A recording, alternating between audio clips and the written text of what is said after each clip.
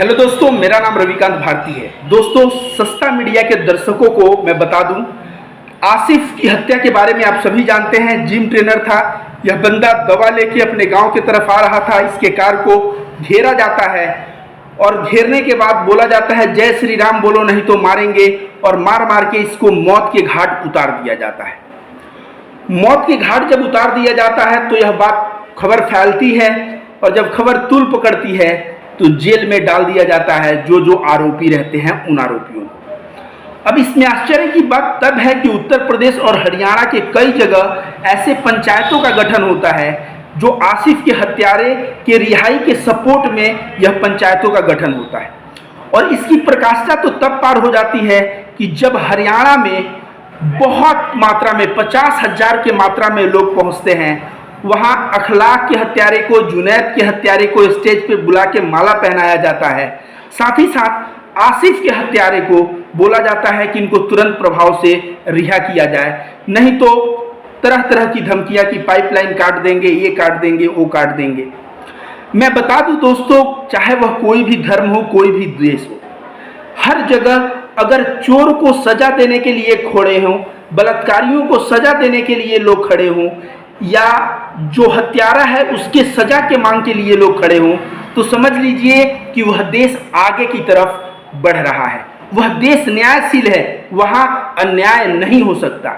लेकिन जिस देश में आसिफा के बलात्कारियों के सपोर्ट में रैलियां निकल रही हैं, जिस देश में सुबोध सिंह के हत्यारे को माला पहनाया जा रहा हो, जिस देश में तबरेज के हत्यारे को माला पहना जा रहा हो, ये हरियाणा के महापंचायत में जुनैद और अखलाक इनके हत्यारे को माला पहनाया गया, आसिफ के हत्यारे की रिहाई की मांग की जा रही है। समझ जाइए, ऐसा देश जो है बर्बादी की तरफ जा रहा है।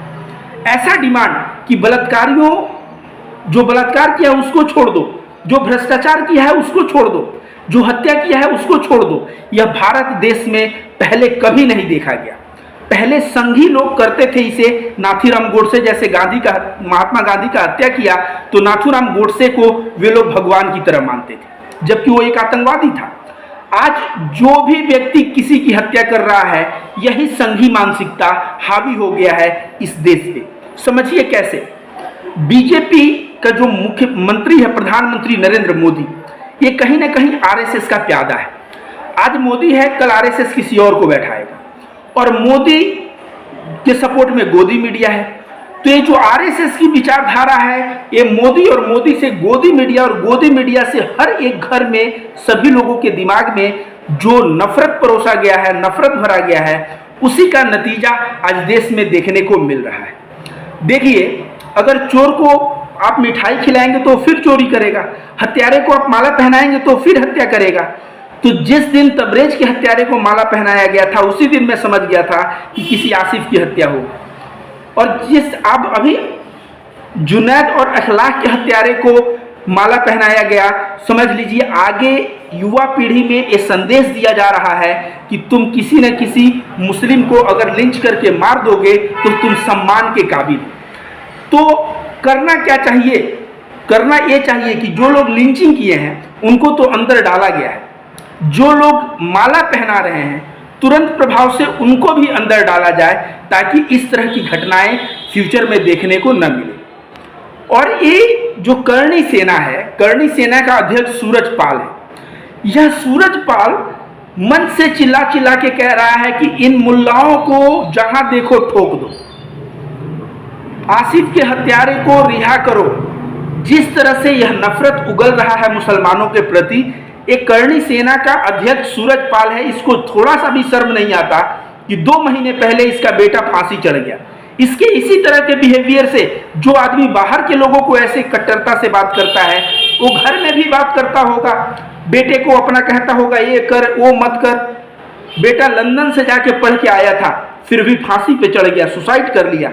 ये सूरजपाल जैसे लोगों को तब भी बुद्धि नहीं खुल रही है।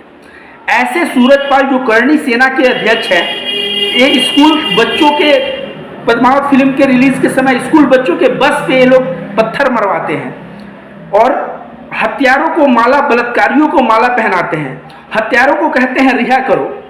ऐसे सूरजपाल जैसे लोगों को तुरंत प्रभाव से जेल में डाल देना चाहिए और इनके ऊपर सख्त से सख्त, कड़ी से कड़ी सजा जो है होनी चाहिए, ताकि फ्यूचर में कोई हत्यारों को माला पहनाने का हिम्मत न करे, फ्यूचर में कोई हत्यारों के साथ खड़ा होने का जुर्रत न करे।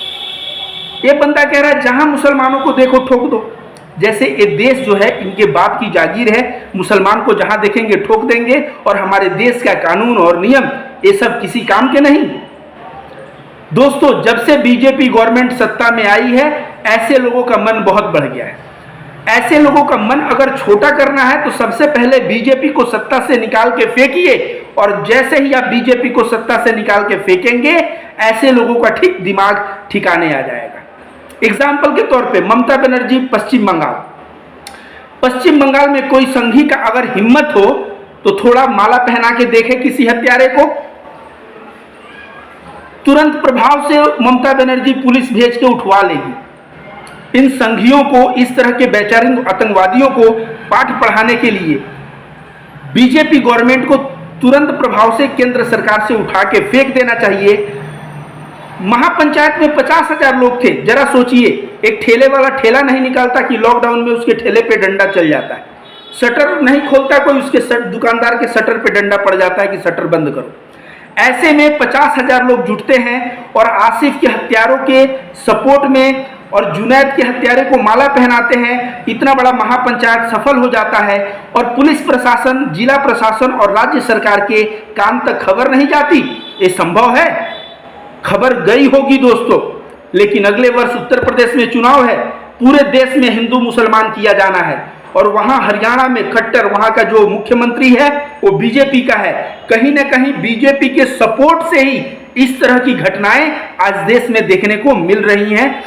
अगर वहां पे भीड़ जुटा था, जिला प्रशासन, पुलिस प्रशासन आयोजकों को पकड़ के अंदर कर दे, भीड़ के ऊपर एक्शन लेता, ऐसा होता क्या? नहीं होता। लेकिन बीजेपी जानबूझ के ये नकली, तथाकथित नकली हिंदुओं के जो संगठन है, संख्या में 50,000 1 लाख के हों, इनको सपोर्ट कर रहा है ताकि ये लोग दंगे करवाएं, ये लोग झगड़े करवाएं, और इससे जो है देश हिंदू मुस्लिम में बटे, और हिंदू मुस्लिम में जब देश बटेगा तभी तो बीजेपी सत्ता में आएगा। बीजेपी ने विकास के नाम पे किया क्या है? आज पूछो, भक्तों के जेब में भी पैसे नहीं हैं, भक्त कर्ज मांगते फिर रहे हैं कि मुझे भैया कर्जा दे दो, मुझे कर्जा दे दो। मोदी भक्ति करते समय उनको समझ में नहीं आती है, जेब में पैसा नहीं है लोगों के, रोजगार नहीं है, फिर भी ये जो है हिंदू मुस्लिम का कार्ड खेल के, क्योंकि विकास नहीं हुआ है तो हिंदू मुस्लिम का कार्ड खेल के हिंदुओं के वोट को ये अपने जाल में फंसाने का ये लोग कार्य करेंगे। तो जब तक हमारे जैसे, मैं रविकांत भारती जैसे कार्यकर्ता, सामाजिक कार्यकर्ता जीवित हैं, इसके खिलाफ आवाज उठाते रहेंगे। और मैं तो अब फील्ड में जाने वाला हूं, मैं बस्ती बस्ती जाके, हिंदुओं के बस्ती में, मुसलमानों के बस्ती में जाके लोगों को समझाने वाला हूं कि ये संघ, आरएसएस और बीजेपी का क्या मंसूबा है, और ये लोग आ गए तो सही मायने में अभी देश में क्या हो रहा है और आगे और बुरा होगा।